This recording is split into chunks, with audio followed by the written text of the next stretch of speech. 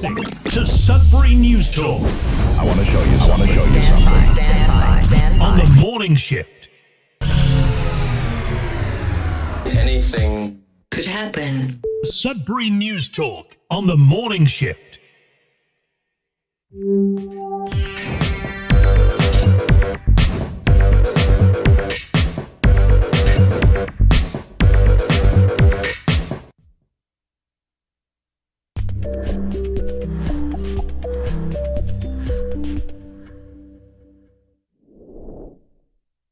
And good morning, everyone. Welcome to Sudbury News Talk. On the morning shift, I'm AJ Walsh. Glad to be here with you. Glad that you're here with us. We're live on CKLU 96.7 FM on the radio. We're also streaming at cklu.ca on the internet. You just click on the Radio Player Canada app logo. You can stream us anytime. You could also download that same Radio Player Canada app and take us with you and listen to us anytime, anywhere on your favorite device. So thanks for being with us. It's going to be a great show. So much to talk about. We are so far so good live on Facebook.com/Sudbury News, YouTube.com/Sudbury News, in the midst of not really knowing what's going on with the sharing of news here in Canada. For those watching abroad, around the world, wondering, what I'm talking about, Canada, Facebook and Google's Meta and Google's reactions to our government's Online News Act, Bill C-11, Bill C-18, in tandem for a 1-2 punch, have stopped sharing news to Canadians on the platforms and stopped promoting it and stopped taking advertising off of websites that have to do with news for the meantime, in a retaliation to the government's wanting those platforms to pay content creators in Canada, mainly news outlets. No, it's not really affecting anyone else other than news. They're not stopping sharing other content, for paying content creators of funny cat videos and things like that come from Canada.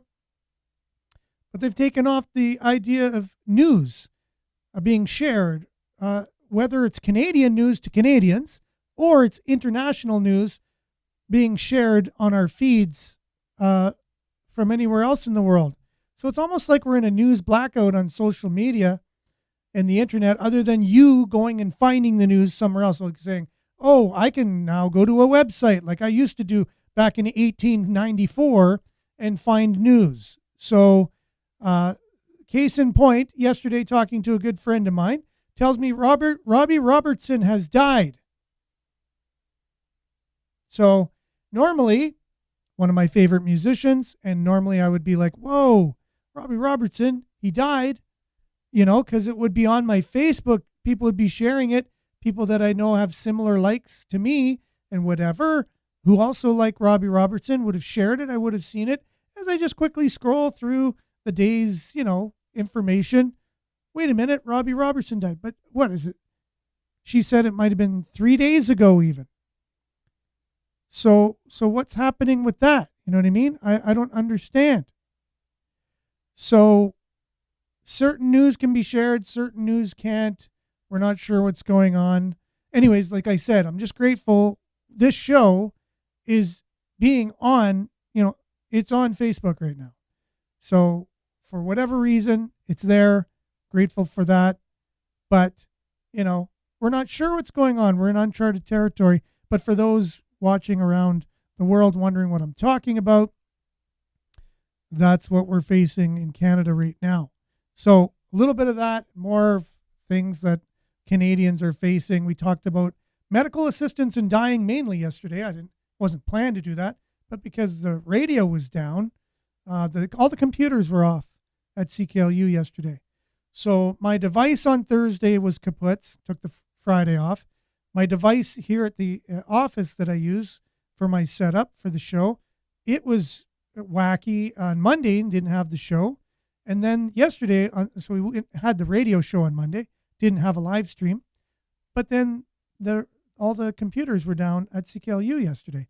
So it was almost like 3 days of doing the show back to back. Something really, really strange. Coincidence? Probably. but just bizarre, going on with not really knowing how to navigate the show anymore, because Facebook was our main platform we used to share the stories we were going to talk about on the show. So now just finding a different way to get the news stories and share them. It actually isn't that hard. If I'm going out to find the news, it doesn't come to me anymore. I have to go out and find it. So it just makes it's one more step to getting the news. Anyways, did Robbie Robertson die? I still haven't had a chance to really look at. I could have just did a Google search. Did Robbie Robertson die? I know. But having found that out later, it just shows you how fast news has been getting around lately, and how something like that could have got to me in real time, and it took 2 to 3 days for me to get that information now, just because of what just happened. And maybe it's part of a greater plan, and maybe it's incompetence. We don't know, but we will look at possibly the idea in our medical system today, a follow-up to our conversation yesterday on medical assistance in dying. Is our healthcare system broken, or is it perfectly fine? Is there nothing wrong with it, or is there everything wrong with it? We'll look at those goalposts and everything in between later in a little deep dive, coming off the back of our discussion yesterday, and more to come. There's a lot of local stories. We haven't covered the news since Thursday, local stories anyways. And so let's dive right in. We'll do our weather. We'll come back with some good mornings to everybody as we have a lot of people coming on, and we'll be back right after this.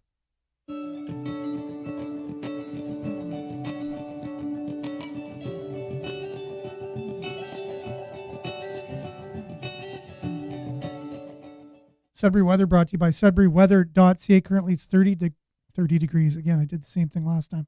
13 degrees. Smoke. That's the new fog or whatever. And there's a special air quality statement, and you could probably know what it says.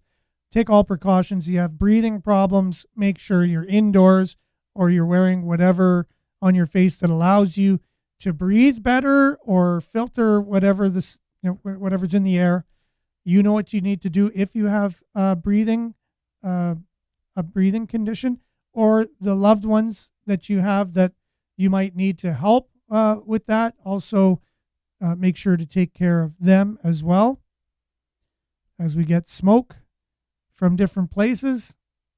Today, increasing cloudiness early this morning, 30% chance of showers, local smoke early this morning, wind becoming southwest, 30 kilometers gusting to 50 this afternoon, high of 22, humidex 25, UV index 7 or high. Tonight, clearing this evening, wind south 20 kilometers gusting to 40, low of 16. Thursday, sunny, increasing cloudiness late in the morning, then 60% chance of showers in the afternoon. Risk of thunderstorm in the afternoon. A lot of risk of thunderstorms, as we've seen every day pretty much for the past week or so. And the wind will be gusting up to about 60, high of 23, humidex 26, UV index 7. Long range, 60% chance of showers, like I said, for Thursday, high of 23. Showers on Friday. I guess it's for sure thing. There's no chance of it. There's showers on Friday. High of 19. Saturday, 25. And then no longer predicted mix of sun and cloud on Sunday. 30% chance of showers, high of 28 on Sunday. Mix of sun and cloud on Monday. 40% chance of showers on Tuesday. High of 24. Look at your satellite if you're on the radio. A lot of clouds. There's some clearing east of Sudbury, between Sudbury and almost Ottawa. There's a strip there going into Quebec of clearing. Other than that, pretty much all cloudy. That's your Sudbury weather, brought to you by sudburyweather.ca. We'll be back with news headlines, deep dive, and much, much more. Your comments, some good morning salutations, and lots to talk about today. We'll be back right after this.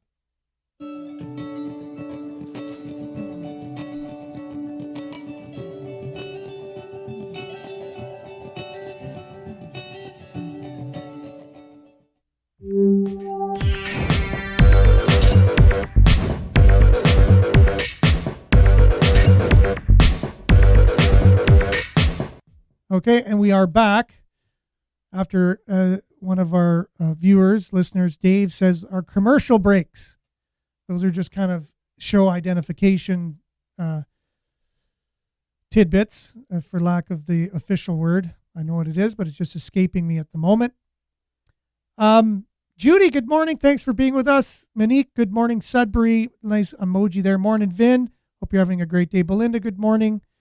So glad you're back. Thank you very much. So glad you're back as well. We're back.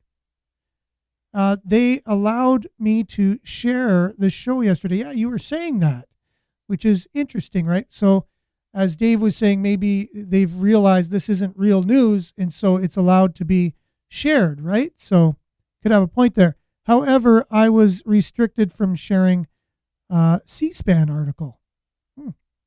There you go. Are you claiming to be news outlet? No, I am not.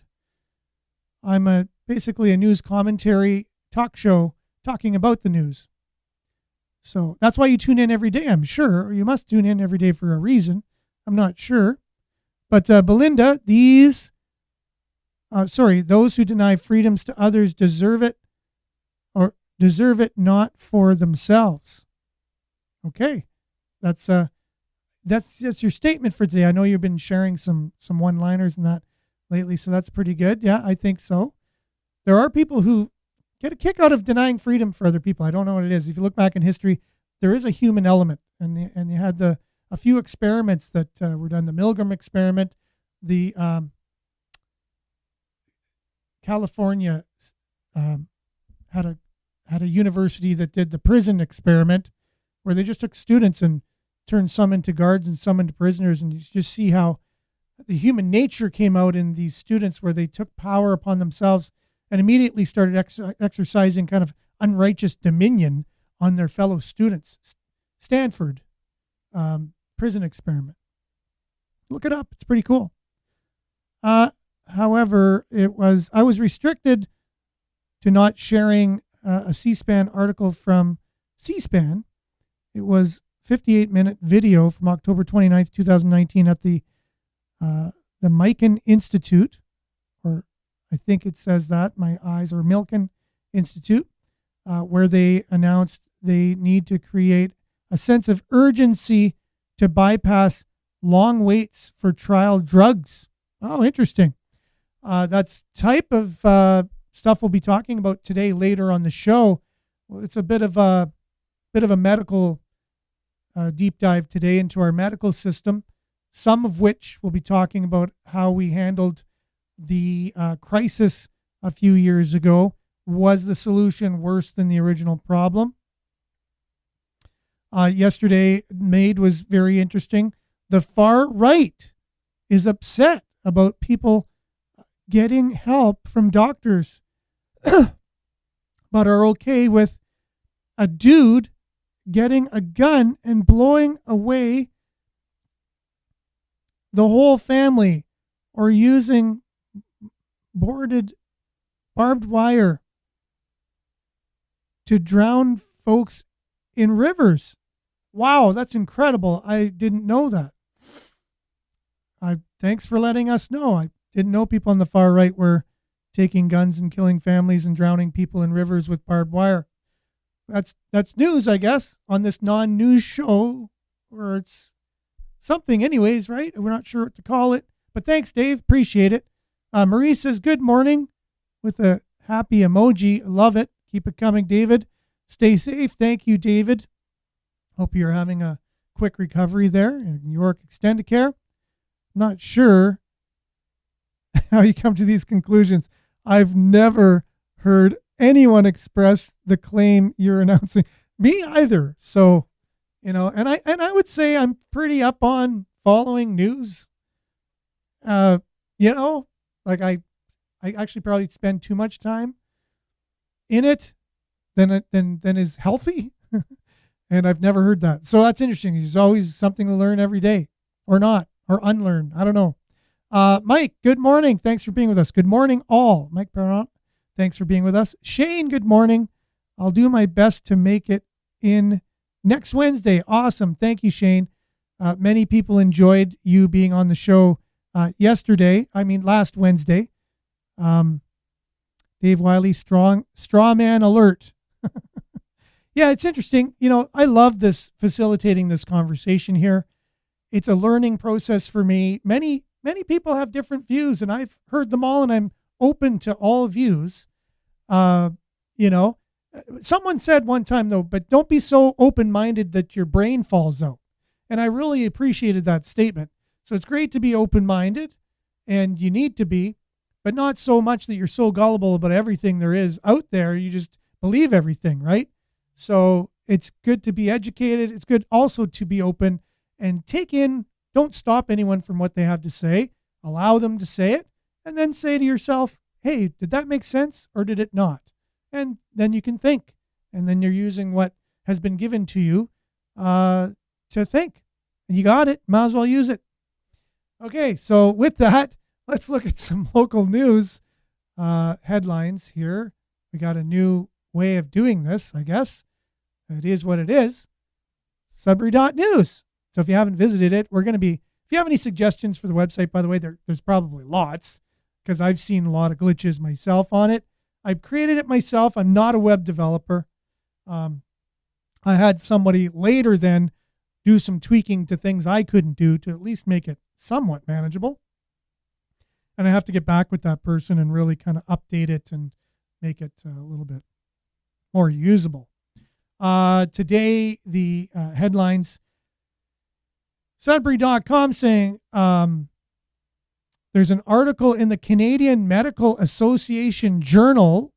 This will also go, I guess, it'll be like a sandwich. We'll start with something we'll be talking about later, and we'll get back to it. Okay, so article in the Canadian Medical Association Journal argues that case for more and better healthcare for all of us? No, for transgender Canadians. They're arguing for better healthcare for transgender Canadians, not for everyone. But we'll talk about the healthcare system as it is and see if not only transgender people need better healthcare, or maybe a lot of other people do too. So maybe we'll just include them, as we're being all inclusive. We want to include all Canadians in better healthcare. I would say it would be a great recommendation. So having said that, we'll get into the Sudbury.com's stories that start our day, which will also then lead us into a bit of our deep dive today. And so as you can see, as we're going through the articles, not as efficient as we had before with Facebook, because I can't just take articles out. They are there, they stay, and some aren't really relevant to the show. So I'm just kind of going through, picking out the ones that are. Long way home. Blamed for affordability crisis, Liberals look to pivot on housing.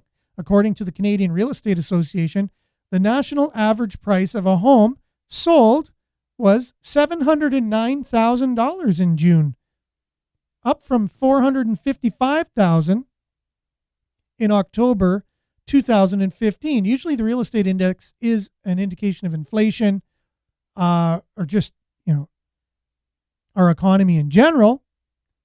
The Liberals came to power in 2015, so a house average in Canada was $455,000 in 2015 when the Liberals took power federally. And today, an average home is $709,000, which I will say, not entirely, but almost double. So almost double what a house cost in 2015. Because it'd be $910,000. So I guess, again, you can't really say that. It's not quite double, but it's a lot more, put it that way. So Fall Fair returns to Anderson Farm. Good news for locals. I went to a country fair down in Sutton over the weekend. That's why we didn't have a show on Friday. And my 2-year-old grandson went on those carnival rides, the little cars, little rockets, you went on when you're just a wee one. And just to see the look on his face, the first time being on those rides, priceless, so amazing. We're glad we went. And the animals, just to see a cow or a chicken or sheep or donkey, went on a little donkey ride as well. with his aunt, and just wow, just to go. That's the great thing as parents and grandparents for these things. We don't have to necessarily go on these rides ourselves. Just to see the excitement in others is really interesting, right? So very interesting to see a clip on YouTube. Carl Sagan testifying to the U.S. Congress in 1985 on climate change. Oh, interesting. Maybe if you want to share that with me, Miles, I could see if I can get that on the show at some point. Okay, let's have the intuition guide our Wednesday, y'all. That's from Jerome. Thank you. Yes, for sure. Dougie Buck a beer. Oh, Dougie Buck a beer has given his Greenbelt land grabbing buddies nothing to see here for sure. Oh, and that happened basically when we're having all these glitches. So since we mentioned something about federal liberals, the Ontario Conservatives under Doug Ford, the Greenbelt, you wanted to keep some green land in cities similar to like Central Park in New York. You just want to keep some green space sacred. So that was the idea in Toronto. But no, because of the housing crisis, that's all going to be used for developments. And who got all the contracts? Doug Ford's buddies, right? So there's corruption in government at all levels in all parties, and it's not cool. And I'm not a fan. And so Lysick came out with her report, scathing report, showing this, right? And they're basically just going to kind of explain their way away and go ahead with everything. Nothing to see here. Very good statement there. I think it's very true. Certainly appears that home ownership has been profitable. Yes and no for certain people. Like if you're retiring maybe and you're downsizing, it's maybe good. But other than that, when you sell your home, Dave, you got to buy another one. So you're selling your home at inflated rates, and then you got to buy a home at an inflated rate. So it kind of cancels its way out there. Kind of common sense, but it is what it is. Denise, good morning, everyone. Thanks for being with us. So Anderson Farm, event has been absent since 2019 due to the COVID-19 thingamajiggy we just went through. And then capital repairs on top of that. So that's coming in September. So I know a lot of people love to go to the Anderson Farm for that. Mayor proposes tax incentives for multi-unit residential builds, possibly not on Sudbury's green belt. We don't know. We don't have really a green belt, but we do have some areas that people want to keep green, right? In response to the city's established need for 470 more rental units today and an additional 66 per year moving forward, very neat catchphrase for many politicians, moving forward. So they want 66 additional units per year. Paul Lefebvre, the mayor of Sudbury, proposed a new tax incentive for developers to construct multi-unit residential buildings in strategic core areas of Greater Sudbury. Strategic core areas. I wonder what the strategy is, and I wonder what the core areas are. Wildfire smoke likely to persist. Sudbury's health unit cautions. Agency offers advice on how to protect your health. So if you don't know how to protect your health, you will look to others to tell you how to protect your health. And the Sudbury Health Unit will offer that assistance to you. If you don't know how to keep yourself safe from smoke being blown in the air, then definitely consult them. They will tell you. Reminds me of during COVID, you've seen the signs in the bathrooms and stuff of step-by-step teaching us how to wash our hands. I thought that was interesting. Someone made money off those posters. I think, must have. First, you take your hands and then you apply soap and then you turn the water on and then you put a little water, and then you rub your soap on your hands, and then you wash the water off your hands, and then you dry your hands. It was really helpful for me. I know I learned a lot from those public announcements in the bathrooms. My garden won't fit in an apartment. Exactly. Yeah. If we're downsizing, right? So not everyone benefits from higher inflation. Certain people do. Governments get more taxes, higher inflation. So that's someone who benefits, right? So as prices go up and you put 13% on everything. And so if something costs $50 at one point, now it costs 100. So they just doubled their tax intake as well. Fires, devastation, possibly a land grab. Maui needs help. Maui, yeah, I just watched a video yesterday talking about the absolute incompetence of how they handled the fire that should in no way, shape, or form happen the way that it did. Firefighters told to stand down, all kinds of bizarre things there. It makes one wonder what really happened. So I'm looking into that. Maybe we'll do a deep dive at some point on the fire there. And does it lend itself, does it lead us to speculate on how other fires in the world have been allowed, or how they started, why they got so big, why there was so much devastation around the world. If we just take Maui, and as an example, but very sad for the people. So many people lost their lives. Very devastating. Looked like it was biblical, terrible. Should not have happened, by the way. It should not have happened. It could have been prevented. That's what's coming out. No one's really talking to reporters about it. Reporters are asking questions, but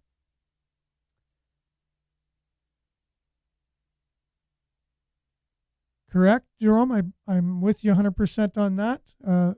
Penny Sutcliffe made over $800,000 during the 1 year of the pandemic, which to me, I don't know. You have to question that. I don't know why. I thought everyone had a salary. They made a certain amount of money. Do you get paid more at all if your work, requires more work for you to do? My work, sometimes I'm working my butt off 1 week and then it slows down the next. Like, are they getting a reduction in pay now that they're not as busy? Are they getting half the pay? So there's some questions there I have.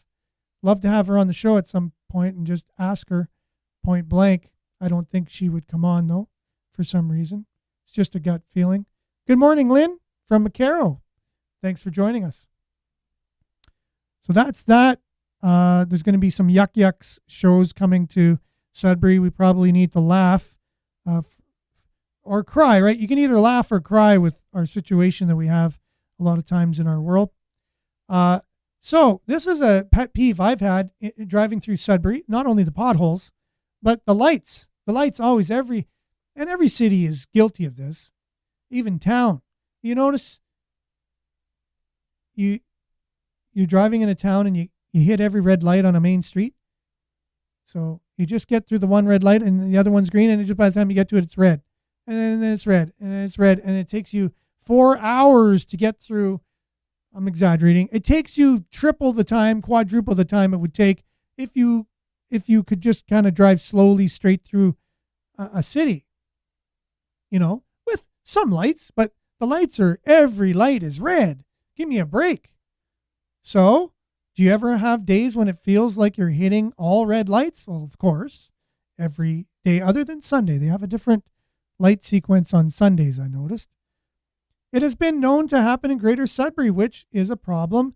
The city's traffic signal system renewal project is slated to help to make it a thing of the past. The 4-year project is scheduled to be completed next year, at which time all traffic signals within Greater Sudbury will have been upgraded. The new system will allow for continuous flow of information between traffic signals, city traffic and transportation engineering analyst Ryan Purdy. So take that name down, Ryan Purdy. If you ever have a complaint about red lights and how they're programmed, there's your man. which will continually optimize traffic signal timing at individual intersections along our major corridors, with 42 traffic signals already replaced along LaSalle Boulevard, the Kingsway, Barrydown Road, and Notre Dame Avenue already switched over. Purdy updated the Operations Committee of City Council on the project during Monday's meeting. The current quote-unquote outdated system includes timed traffic signals, but since they aren't continually linked with one another, they tend to lag and become uncoordinated over time. Hey, they don't seem too uncoordinated to me. They seem pretty darn coordinated. Every single red light, like clockwork. So I don't know how that is true, but anyways, that's what he's saying. The upgraded system will have better coordination, better tools to understand how coordination is working along our corridors, and tools in order to optimize that information, Purdy said, noting it will result in fewer stops and idling vehicles. Well, I guess so. You know how much more gas costs you as well? Stop, start, stop, start, stop, start. Wow. I'm surprised the federal government's allowing this to take place with all the extra money made from gas. Well, they just have to up the prices, right? So up the carbon tax and not stop the gas companies from upping their gas prices, or whoever's upping the gas prices. No one really knows how it works, but we're paying more all the time. Different places pay different prices for different reasons. Nobody really knows. No one will ever find out. I wonder why, but I'm a conspiracy theorist. Okay, so Laurentian got some new board members. So Laurentian University, Brian Ramaco, Jay Barbo, and Kevin Ashkagogan are the three new appointees for the Laurentian University Board of Directors. Board of Governors, I should say. But anyways, so there's a few people who left. You know, it went bankrupt, right? A lot of people left. And so now there's new people there. And I'm wondering if Laurentian University will have learned from what we went through previously and make some really good changes. My guess, not. I think they're going to double down and just continue to go on similarly to what they had been before. And it's an institution. It's run like other institutions. They just had the opportunity to go bankrupt and reboot, whereas other universities did not or don't. Mona, good morning. Thanks for being with us. Many comments. I'm getting them up on the screen here. Doing my best as we have lots to cover. And time seems to be not our friend most days, including today. Through 3 new outbreaks of COVID reported in Sudbury. There are 3 new outbreaks of COVID in Sudbury. They have occurred in the past 4 days. This includes an outbreak at Sudbury Health Sciences North. The outbreak has occurred on the 4th floor of the North Tower of HSN. The outbreak was reported on Friday, August the 11th, said the hospital. A COVID status report, which you can get at Sudbury.com from this story, coming from Sudbury.com, the morning stories to start your day, compiled by Public Health, Sudbury and districts, revealed there are 3 active outbreaks in Greater Sudbury at this time. This includes the 1 new outbreak at St. Joseph's Continuing Healthcare Care Center, 2nd floor. That was August 14th. 1 new outbreak, St. Joseph's Clarion site, 4th floor, August 14th. And the outbreak at HSN on August 11th. No information was provided on whether the infections involved staff members or patients. I wonder why. That would be a question we'd need to ask. These numbers were updated as of the morning of Tuesday, August 15th. COVID-19 status report of the PHSD website lists the local risk level as inactive at this time. Even though there's 3 major outbreaks going on, it's inactive, the local risk level. So we don't know what this means. We just know there's 3 new variants to be afraid of. We don't know who's got it, why. We know where they came from, and that there's 3 new ones. And the person in charge of that made over $800,000 a couple of years ago. But the reporting tool is inactive, letting us know how important this actually is. So stay tuned or be afraid. We're not sure what it means. We just know that there's 3 active outbreaks. Okay, another thing you should be very afraid of from coming from the health unit. The mosquito tests positive for West Nile virus. The health unit has reported a positive case of West Nile virus in a mosquito. Public health in Sudbury districts said it routinely traps mosquitoes across the region to determine whether there are any tiny bugs infected with the disease. Public Health Sudbury and districts has received confirmation that a mosquito on Manitoulin Island has tested positive for West Nile virus. This mosquito was detected through routine surveillance conducted by the health unit. It said in a press release. It has been 5 years, 2018, since the last positive mosquito was detected within the Sudbury Health jurisdiction, it said in their release. So you want to, take precautions with that information and I guess try not to be bitten by a mosquito. I hope I did enough in my news reporting of that to give it its, the fear or the whatever it was meant to give. I don't know if I did a good job. I never really went through drama school, so who knows? Yeah, it could have been a Bill Gates mosquito. You just have to Google that one. That's interesting. But for that, there's an expert who basically is talking about the idea of fear and how it's been used in our media and from our health authorities and from our governments over the past little bit. That will lead into the state of our healthcare system, who was also under a lot of fear over the last couple of years. We'll be back as soon as I can get the volume working on this. There you go. We'll be back right after When this. it is true fear, we get adrenaline, for example. That's the famous hormone. The less famous hormone is the brain chemical cortisol. And cortisol prepares the body for combat. The problem is it's toxic. And so if you stay in cortisol, because there's another news story, because there's another... Gavin DeBecker is the author of the 1997 bestseller, The Gift of Fear, and one of America's leading security experts. He's a 3-time presidential appointee, and among his clientele are people like Amazon founder Jeff Bezos. When you are afraid, you'll take any train that's leaving the station, even if it's not going where you want to go. How have governments exploited and weaponized fear? What is it that makes a society irrational? And how can people take back power from governments? You look around and you see people in the car alone wearing a mask or 2, and you say, oh, wow, we are really divided here in terms of our critical thinking. And what would all governments like to get rid of? This is American Thought Leaders, and I'm Yanya Kellick. Gavin DeBecker, such a pleasure to have you on American Thought Leaders. Thank you, thank you. At the very beginnings of the pandemic in March of 2020, you advised your clients. I think of it as a kind of a cascade of logic that you presented, where you said, this isn't going to be a big deal. How is it that we knew all these things in March of 2020 and the unthinkable happened? Well, I think for sure, I never said it's not going to be a big deal in terms of the government reaction and overreaction, but I did have an opportunity to look at the virus itself in terms of mortality.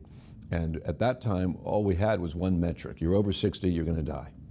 And we didn't really have any accurate information about mortality. What was this new virus? And then it came out of Italy. The Italian government produced a report, and we got that, and I then answered many clients' questions about their actual risk, which is highly age stratified. Age is a key element in the thing.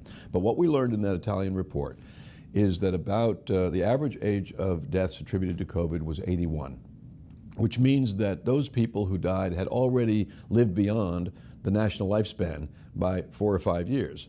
Additionally, they had 2.7 fatal comorbidities on average. When you looked at people whose deaths were attributed to COVID and did not have any other fatal diseases or fatal medical issues, it was less than 1% of the people. You had to jump through 8 hoops in order to die. First, you had to be old. Secondly, you had to already be sick. Thirdly, you had to have symptoms. Then you had to ignore the symptoms. Then you had to, after a few days of ignoring the symptoms, go to the doctor. Then you had to get sent to the hospital. Then the hospital had to admit you, which is only 15% of people. And then you had to end up in the critical care unit, which was only 15% of those people. And then you had to die, and when all was said and done, you had about a 95% chance of not dying if you were 81 years old. And I was talking to clients who were in their 50s and 60s. So the reality is that the fear did not match the reality of the risks associated with the virus. And then if you were young, you literally had very low risk other than the risk of ending up in a hospital, in a critical care unit, and being intubated, which now, of course, we know that the intubation was, with high pressure intubation and the ventilators, was a profound medical mistake that led to a lot of deaths. The thing that I've been thinking about, and you're the perfect person to have here on the show to talk about, is the social contagion, the nudging, the fear. Of course, The Gift of Fear is your very famous book. But it's amazing that you kind of came into this from a very different side of things, right? Yeah. It has always been so that nations throughout history and people in power have used fear to control the conduct of their citizens. Because what do all governments ultimately fear? It isn't the enemy on the outside. It is your own citizens. That is what destabilizes governments. And every king and queen looks over the castle wall, and there's always a high wall, and they see the citizens fighting with each other, and they congratulate the king congratulates the queen, or vice versa, because as long as they're fighting with each other down there, as long as they're disagreeing with each other, they're not coming over the wall. And the strategies for unifying people around a particular thought or belief system was always fear. My work having to do with how fear is used and used by news media and used by government, I got the greatest experiment in my life in the last 3 years, because there it was all in front of me, people using fear and then energizing citizens to be afraid of each other, and all of these things that came together rather wonderfully for governments all over the world, not just the US government, right? Governments all over the world exploited this. When you do lockdowns and you say people can't go on the beach and people can't go to concerts and can't go to church, for God's sake, or not for God's sake. When you do that, you've really divided people in a very profound way that other governments in world history would have loved to have been able to do. You could keep the people apart. So if you picture us, if we go to a Bruce Springsteen concert, you don't look over at a person over there and say, oh, he voted for Trump, oh, he voted for Biden, oh, he doesn't agree with me, oh, he's a bad person. You just enjoy the music. Day at the beach, you see a father with his 2 kids and you're a father with your 2 kids. There's no judging. We're just here to go to the beach. But when you take that away, when there are no more of those social encounters or social environments, all you are left with is social media at home, and very quickly, I hate that guy. Oh, look at that guy. Look what he said. Oh, and it's the content, which we know. YouTube's algorithm is to get you more and more emotionally invested. And it's not the emotion of love very often. It's the emotion of hostility and anger and suspicion. And that's what we were left with, totally divided. Working at home is another example where the citizens do not get together. And I just give you, from historic perspective, you have King Charles. In England, he outlawed coffee houses. And the reason was that coffee houses were places where people were stimulated and they were talking about the king or the government in ways that the king didn't like. And so coffee houses, and then chocolate was similarly, you couldn't sell chocolate either. Eventually he had to give it up because people wanted coffee and chocolate. Well, so that's an interesting example, but so my lesson from that example is somehow, even though he was the king and yes, had greater powers than let's say the powers here in the United States would have by quite a margin, I would say, the people still actually got those houses back somehow. Yes, right? it's true. Yeah, Yeah. Whenever the people don't listen, it will change quickly. It's a little bit like when you say to a dog, here, I'm going to show you how this dog does tricks, and the dog sits down and you say, sit, afterwards. In other words, you must just demonstrate that you have the power to gain compliance. And so what happens is, I'll give you a real good example from Los Angeles. During the lockdowns, it was 4th of July. And the mayor came out the day before and did a press conference, Garcetti, did a press conference saying, absolutely no fireworks this year. It's dangerous, you don't want to be outside, you don't want to be with people, you don't want to be gathering together, no fireworks this year. So the next night came, and you can find it probably still on YouTube, of what Los Angeles looked like that night from the hills. It was surely the largest fireworks display in the history of Los Angeles. People just said, we aren't staying in, we're not going to listen to you. And the next day, when he threatened the day before, you'll be arrested, utilities will be turned off, we mean business, not a word about it. The mayor did not come out and say, hey, remember I told you no fireworks, you all broke the rules, no arrests, nothing happened. Because when the public doesn't go along with it, the government has to quickly backtrack. It is ever thus and always thus. That is the way it is. And so how do you get them to go along with it? Fear. That's very interesting, because this is, I remember, the Emergencies Act in Canada being invoked, again, to stop the truckers' movement. Yes. But as a lot of people were expecting that it would last a while, but then suddenly, as quickly as it got initiated, it was gone. Yeah, well, the people saw how afraid, desperate and afraid governments can be, and that's when they act with seeming power. That usually represents a failure of government, meaning a failure of government strength. And because they, look what they did. I mean, they froze people's bank accounts so that their families couldn't buy food, and then they did that terrible thing of all those donations, $10 million frozen. In the beginning, by the way, that was it was GoFundMe. In the beginning, they weren't even going to return the money in the first round, and then there was protest about that, and then they decided to return the money, but none of the money got to the people. And so you saw, oh, interesting, government will go that far.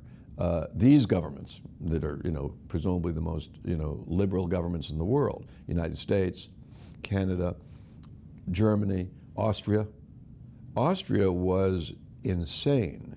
Austria said if you're not vaccinated later on, you have to stay in your home and pay a monthly fine. What was the most interesting about Austria is that they ended in one day.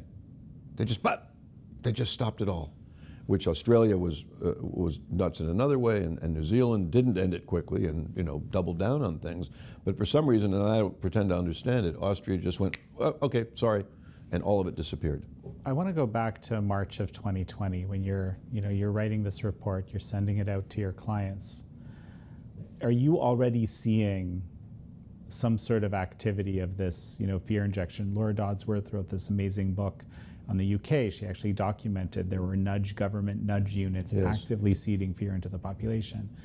But back then, were you actually documenting then, this fear being kind of spread, and this is something you were advising on already? Well, not in the beginning, because what I knew was coming is that it will be exploited, because anything that's got the public's attention in any direction, a public figure is arrested and everybody's focusing on that, or an act by some overseas government and everybody's focusing on that, they will be exploited, because attention is now highly measurable through social media, and you can see where it's aiming and what it is. So I knew it would be exploited, and I did not, however, realize the extent of the organized campaign to produce maximum fear in the citizenry.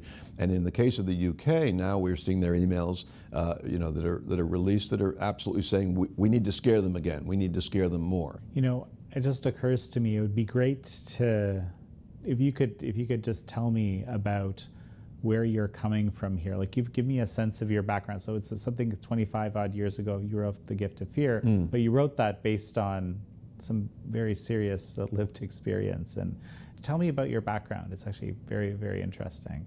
Well, I grew up in Los Angeles. By the time I was 10, we had lived in 10 places. My mother was a heroin addict, and we were on food stamps. We had absolutely no money. She was a single mother with 3 kids, and in a sense, we were all addicted to heroin. It was only in her bloodstream, but it affected all of us in terms of when you don't get it, we're all affected, and when you have to get it. You know, it's a brilliant consumer product because it has removed all choice from the equation. When I'm in the store and I look at a chocolate bar or a pair of shoes or something, I say, is it worth trading this $9 for that, you know, that product, or this $2 or whatever it is?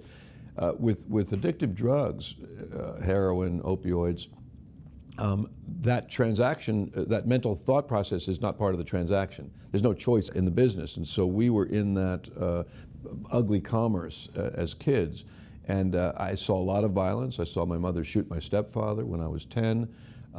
And many, many, you know, tremendously disruptive things. And I think I came through that with more compassion for people who are in fear, and more understanding of it, and also with a sense that, with a highly unconventional view of society, because I was seeing it from a very unusual perspective. I saw on television the TV shows of the mom and the dad and the two kids, and the dad's a doctor. There was a famous show, in fact, starring an actor named Robert Young, called Father Knows Best. I didn't have a father in the house, but the kid in that show I related to. His name was Billy Gray. He was an actor that you know, was around, he was older than me, but watching that show in reruns, I thought, well, that's the real world, and our lives are not real. And then one day I came home from school and I opened the door in our apartment, and Billy Gray, that actor, the actor who played the son on that Perfect Family TV show, was on the couch in my living room, a heroin addict. He died soon after. As most, you know, there's a LA Times did a survey of following heroin addicts for 25 years, and something like 80% of them were dead at the end of 25 years. So, very interesting conversation there. That interview goes on for about another 50 minutes, so it's a long interview. Thought I would just share the main crux of it, of fear, and how it can be used, and just to be aware of it. Just to be aware. That's it. Just a little bit educational. Could it be used? Did he make any kind of good points there that you could then look into on your own?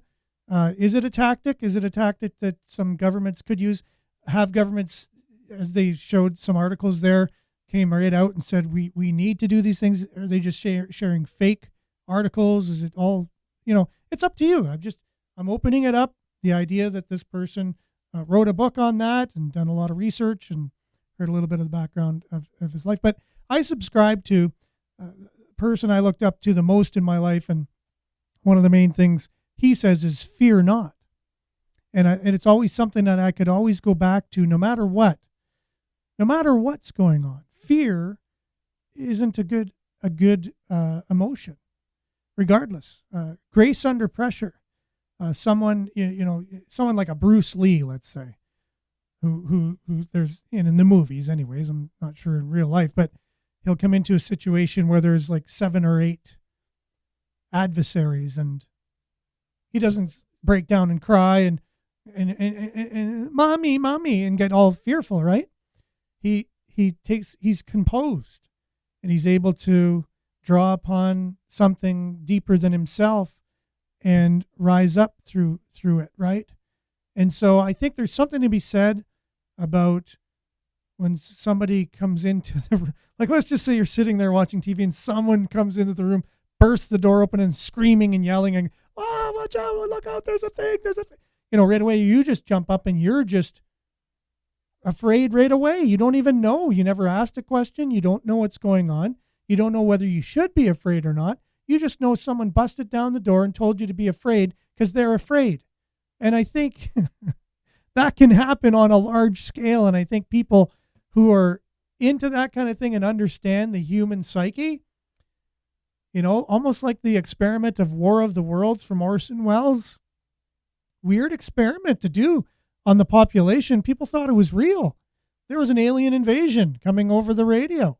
It was a show, but in the show there was a newscaster talking about the aliens have invaded and blah, blah, blah in New York City. And they thought, wow, that sounds like news to me. It must be news. They actually thought there was a worldwide alien invasion going on, and everyone was afraid. Right? So, you know, it's worth looking into. Like, what's up with that? Is it something? Should we be aware of that? And should we ask ourselves, Can it be used? Or do we get afraid when we're not necessarily informed enough? Like maybe if you really do have a reason to be afraid, I mean, there are situations you're in a plane and both engines blow out and you can see them on fire and the plane starts doing a nosedive. Well, I think you have enough evidence there that, the emotion of fear is probably substantiated for sure. Definitely. But if people are just telling you, don't look out the window, you're not allowed to look out the window, but the plane is on fire, but I don't feel like it's going down. No, you just believe us. It's going down, something like that. Then you got to go, if I don't see it and I don't know it and I don't understand it, you shouldn't just jump to being afraid unless there's a reason to be afraid and you really understand it. It's just, if you want to take ownership of your own emotions, ownership of yourself, and, and not be influenced so easily by others, if other people are telling you to be afraid, it doesn't mean you need to be afraid. He made the example of someone driving around in their car with 4 masks on when there's no one around, or being outside when they're the only ones outside in a park and they have a mask on. Honestly, I understand, and that might be you. You might be watching, you might say, yeah, I do that so I can ... But honestly, just if you've come up with a rational reason why you're doing that, it's fine, and it's okay. And it's okay to be different, and you make up your own mind, but I'm just putting it out there that maybe this is something we could look at and say, does this influence my life in any way, shape, or form? And with that, we'll have to delegate the healthcare system that we have in our country based on, are there fear aspects that have contributed to the state of our healthcare system? So it's a good jump off point to be continued tomorrow. So that's the show for today. Thanks everyone for commenting. I really appreciate it. I appreciate all the local news outlets, CBC, CTV, Sudbury Star,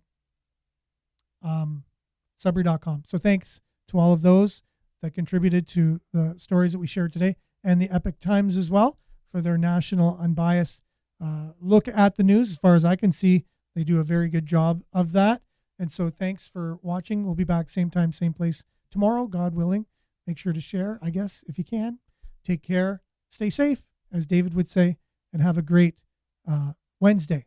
We'll be back tomorrow. Stay tuned now for Your Shot Daily on CKLU 96.7 FM. Thanks, everyone. Ciao.